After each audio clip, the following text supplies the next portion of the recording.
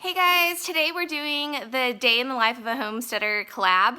So we will post links to the other channels that are participating in the collab, and then also the first link posted in the description is the next channel that you should visit after you watch our video.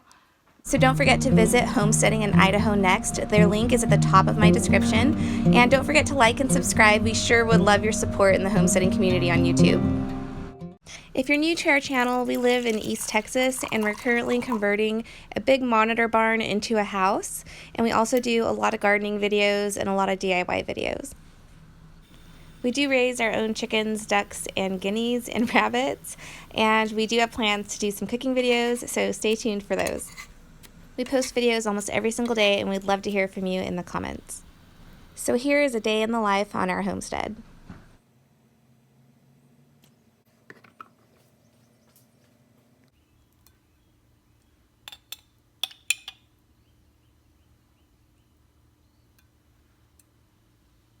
Alright, so after breakfast we go out and we start doing our chores, and the first thing that I like to do is feed the chicks and check on the chicks.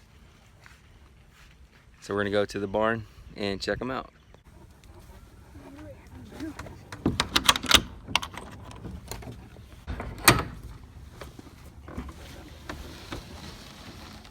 Alright, so we're out in this little stall that we use for a chicken brooder, and you see all of our chicks right here. And we used to have them in this brooder right here, but I'm letting it, I'm cleaning it out. So I moved them into this temporary pen right here, and then we're gonna move them outside into the tractor. So that's what we're gonna do now, is transport all these chicks outside and let them get some fresh air.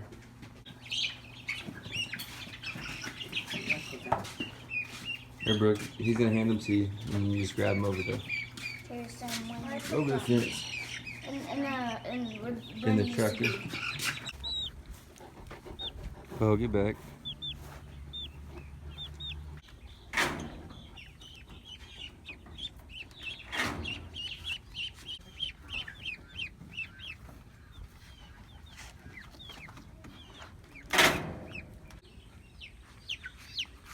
What is it, Bo? And here's our guard dog, Bo the Great Dane. So, buddy, how you doing? What is it? He's chasing the wasp.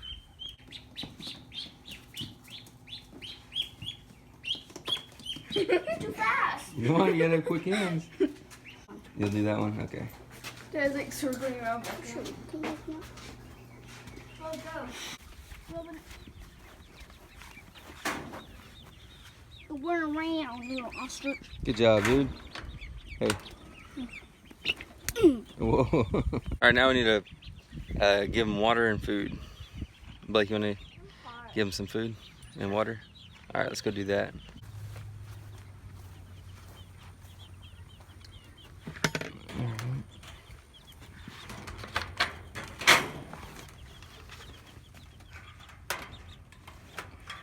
Now the water.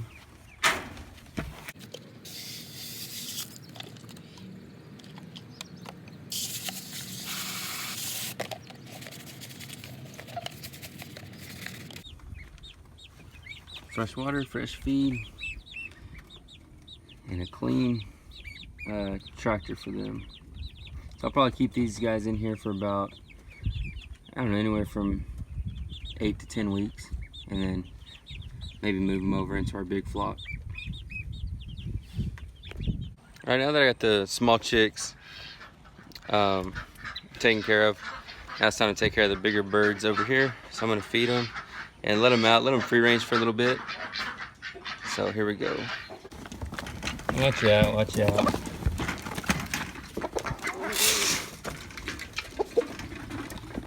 Watch out.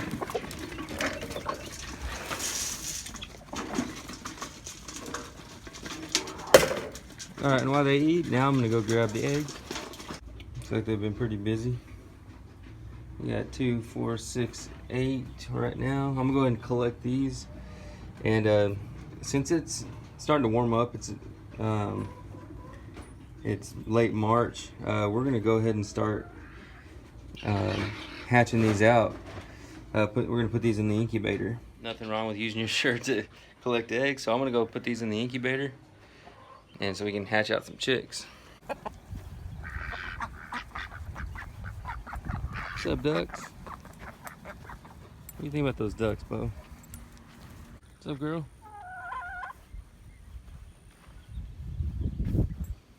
These guys is lounging, enjoying the sun, fresh air. So I'm back in the small barn with the chicken brooder and everything, and I actually have the incubator set up right here on a table, and then I'm gonna put all these eggs and then these eggs in the incubator today, and try to hatch these out.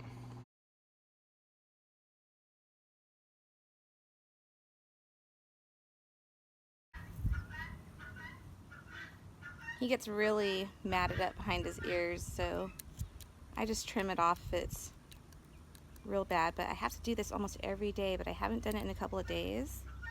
So he's more matted than normal.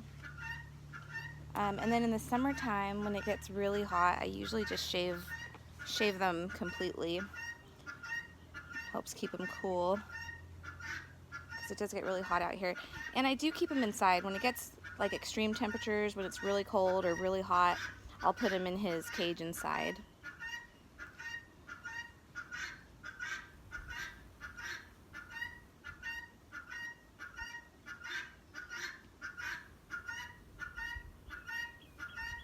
Let's see what you got right here. So if there's like a really matted up ball, you can't really, you could comb them out, but it would be really painful for them. They have sensitive skin.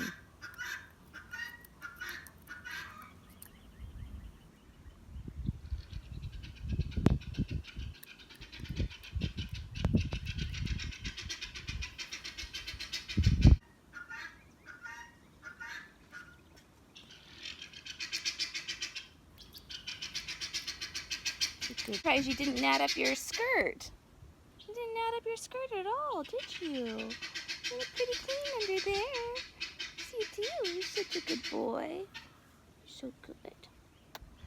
Good boy. Now you're in my hair. Are you gonna groom my hair now? That's a good boy. That's a good boy.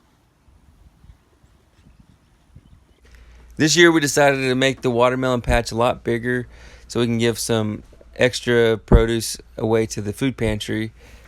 We had a lot last year. We fed a lot to the chickens, and we're going to try to dehydrate some this year. Last year we got around 100 watermelons out of an area that was a fraction of this size, so we're hoping to get 300 or 400 at least. I just sprayed him. He's trying to dry off. Come here. Come here, Bo. I know you're hot. Bo, come here. Come here. He's so mad at me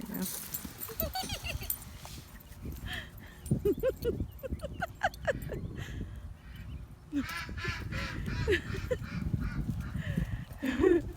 Careful. Slow down.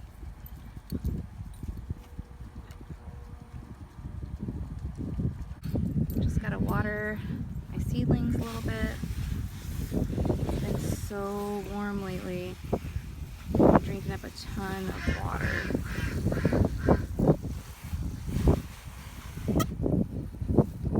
This one fell over. It's so light. Oh my gosh. Just watered these last night. I need to get them planted.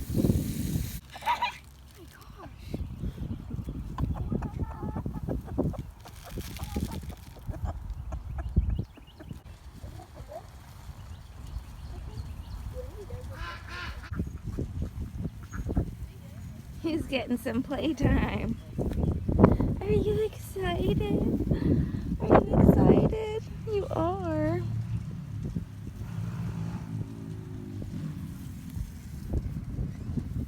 Now we are planting some yellow pear cherry tomatoes, and I plant mine close together because I tend to grow these fairly tall, but I just find that they do really well planted close together. And we're mounding these up a little bit because it's really wet this early in the season for us. Alright, we got some yellow pear tomatoes in, one of our favorites. Hey, don't step on my potatoes. We've got potatoes growing in right here that just came up. The garlic is looking really good. Huge. I still have a bunch of stuff in our little makeshift greenhouse here that should be ready to plant soon. We'll see. Over here, this is going to be the market garden. This square patch here that is going to be tilled one more time. And then we have our Ruth Stout garden over here. Now keep in mind, this is kind of a makeshift Ruth Stout garden because we didn't lay the hay down for several months first before planting into it because we just didn't want to spare the space for that amount of time. So we're planting into it right away. So it's really not technically her exact method, but next year it will be. So we've already planted a bunch of things in here, as you can see. We've had tons of rain, so this whole area was flooded for like a whole week. But stuff is bouncing back, thankfully. And we've had 80-degree, 85-degree days, which is insane. So stuff started wilting a little bit from the heat and the sun, but they're getting used to it now, so we're pretty happy with it. These are the walking onions. I've got some daffodils to break up this row a little bit. And the garlic did not like being in that muggy water, so you can see the leaves are turning yellow at the bottom. The garlic that I just showed you is in our other garden, and that's kind of on a hill, so it has more drainage, so there was a lot of water settling in here and the garlic didn't like it. So hopefully those will bounce back, so that's why you see a lot of yellow leafing on there. But the walking onions don't seem to mind. There's tons of onions on the top. But look how pretty this double daffodil is. I love it. And the koi are not liking the 85-degree days either, so they're kind of hiding down at the bottom of the pond. The turtles like it though. And I've finally got one of my irises to bloom over here. These are irises that grow wild on our property, and I dug up over 100 of them and planted them all along the pond here. Now this little bank is kind of elevated a little bit, so it's really not muggy water right here, even though the pond is right there. So the irises do fine, and they actually can handle a little bit of water in the soil or staying in the soil as long as you have like a sandy loam soil. But you can see I've got a ton of them planted. It's going to be so pretty when these are finally mature enough to just bloom all right here. I'm going to love that. Oh my gosh, I thought something flew in my hair. It's just a little seed pod from the trees. It's really windy today. Here's the bean trellis that we did in a previous video. And some of the beans are coming up already. Yay! These are red noodle beans. Super happy to see those. Peas are struggling a little bit here because of, again, all the rain we've had. Like 2 weeks of just torrential downpour. It was awful. Garrett just dug up some more of the propagated Peggy Martin roses, and so he's planting one on each side of this fence because we'll eventually rebuild this fence and put a nice arbor here. So that'll be pretty.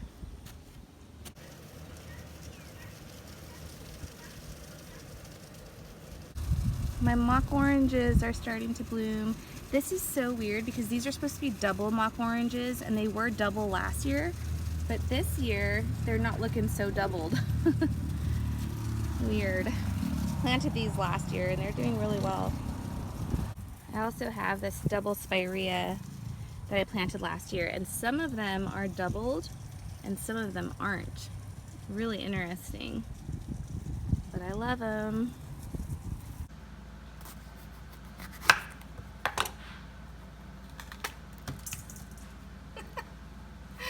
Oopsies.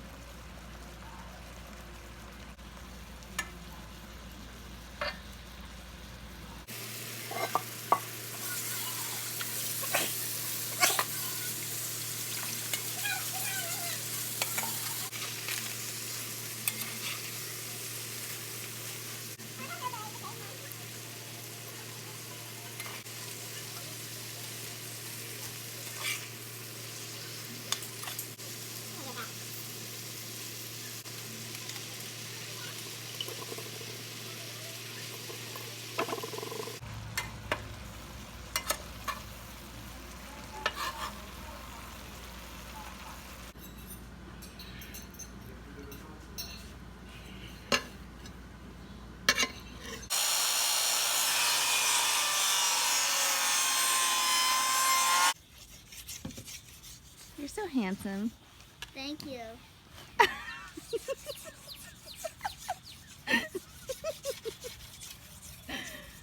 You are too. Garrett just put the last shelf in the pantry, and now we just have to trim the whole thing out. So stay tuned to another video for our pantry reveal.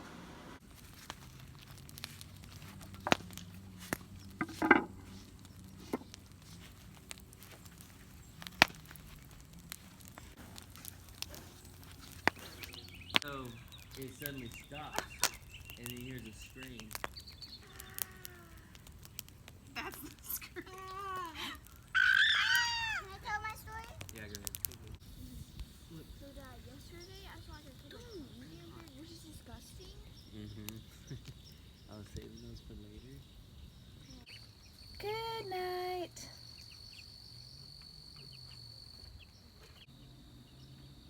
Good night, Lake Skyhopper.